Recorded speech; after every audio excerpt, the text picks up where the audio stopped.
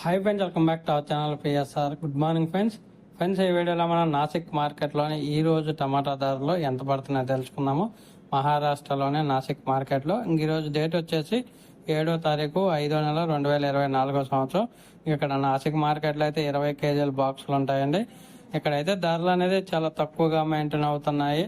ఇంకొక ధరలు చూసుకుంటే 20 కేజీల బాక్సు 50 రూపాయల నుంచి 220 రూపాయల దాకా కొనసాగుతుంది. 50 రూపీస్ టు 220 రూపీస్ దాకా అయితే కొనసాగుతుంది. 20 కేజీల బాక్స్ క్వాలిటీ ఉంటే మాత్రమే 200 పైన అయితే పడుతుంది. యావరేజ్ మార్కెట్ రైతులందరికీ ఎక్కువగా దొరుకుతుంది.